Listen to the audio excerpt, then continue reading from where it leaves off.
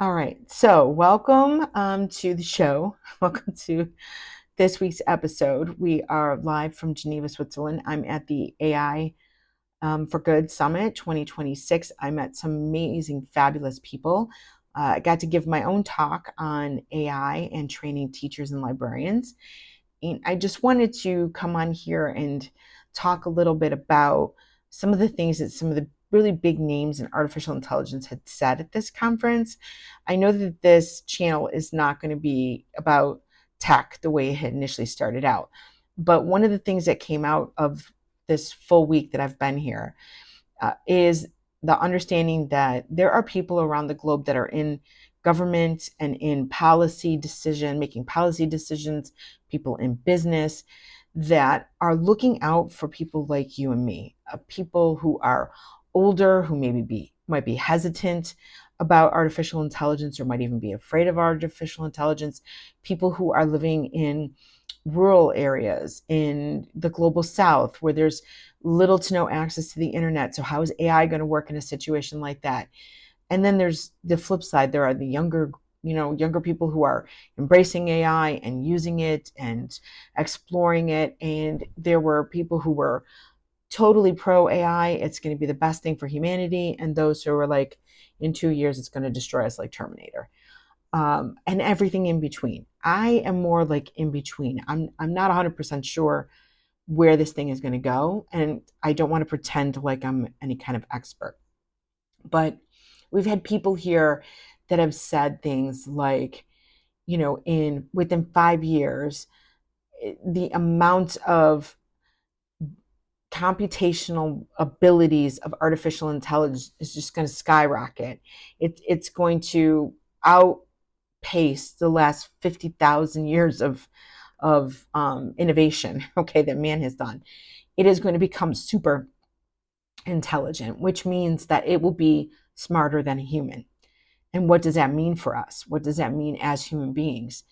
Are we afraid of it? Are we okay with that? Is it our companion? There are those who, like I said, are very afraid of it, and they liken it to like um, nuclear arms, and saying we need global regulations around it. And last month, um, our president and the president of China, they met and signed like an agreement that they are going to take the threat of artificial intelligence to do harm to the planet, to humans, going to take it very seriously and start to come up with and work with other groups like the United Nations on like regulations and standards. So this conference in Geneva was hosted by the United Nations, one of their telecommunication arms.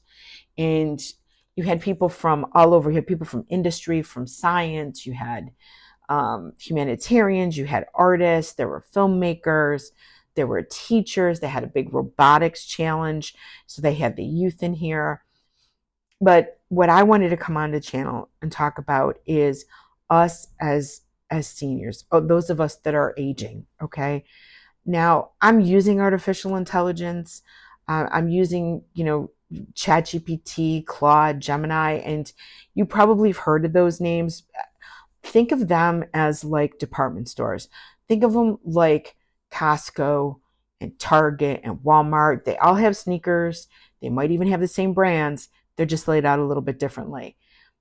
Target, some may argue, is a little bit more bougie as Target. So I would kind of call that Claude. Claude seems to be a little bit more much in what it has, what it's tapping into when it responds to you. But what I want to encourage you to do is not be afraid of these things and to just read up on them, maybe watch a couple of videos, understand what they do, and understand that AI is here and it's in our lives, it's everywhere. If you go for a test now, like a test for, say, cancer screening, there could be a chance that AI is going to be making the analysis, the initial analysis. So it'll be doing a scan, you'll get your scan, and then the computer system is going to run your scan against the scans of thousands of other people who had, stage 2 cancer. And if yours looks similar, it's going to crank out that you possibly have stage 2 cancer. But there is still the human in the loop. At the end of the day, your doctor is still required to really look at that scan and say, yes, that's true. Okay. You're not going to, they're not going to foist off responsibility and actual diagnosis on an AI system. They're going to use it to get a faster result. If you've ever done this, you may have been sick with something, right? And you had to go through test after test, and it was just so annoying. Well, with artificial intelligence now, there's possibilities of running your um, your results, your samples, I would say your samples, right, against a large database of other similar samples to quickly come up with what might be wrong for you. The other thing they're talking about is possibly they are doing it now, is customizing medicines and treatment plans based on your individual genetics. And I know it sounds like, oh, science fiction, but I don't want you to be scared of it. Okay. Now, that being said, we've got to make sure that there are regulations in place with our data and our information. We want to keep it safe. We don't want people hacking it and getting at it. We don't want other governments getting at it. So it's another thing that we've got to bug our politicians about.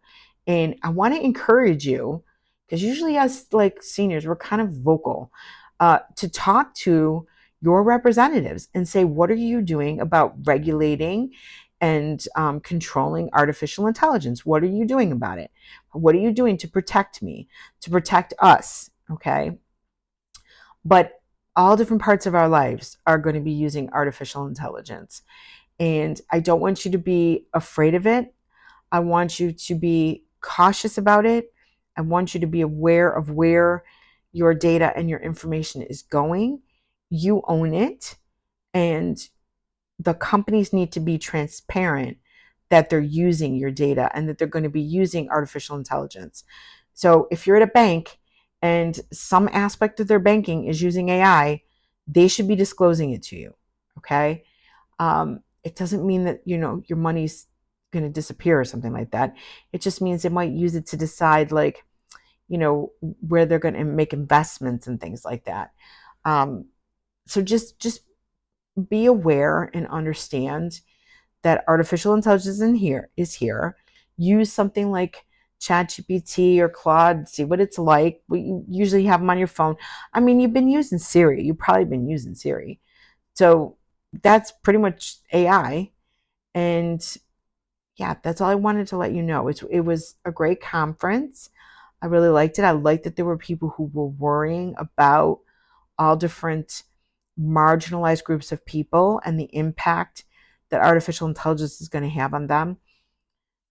There is this idea for the future for our children and our grandchildren that artificial intelligence will free them up to do things that they really enjoy doing. Might be a slightly more creative group of world citizens. I'm not sure. But one of the things that scares me about all that is not a lot of talk about God. They did talk about what the Pope said, but God himself, okay? Not a lot of talk about God in this. And I don't want to see us worshiping AI as some sort of God. God is in the middle of all this. God is in the loop. He is here. He is watching over us. We should not be afraid. We should not be going off grid and getting our water from a well and never opening up a cell phone or turning on a television. That's not what I'm saying. What I'm saying is that we need to learn, lifelong learning. I'm a librarian, so we believe in lifelong learning, and that's what you need to do. So thank you very much for watching this episode, and I'll see you next week.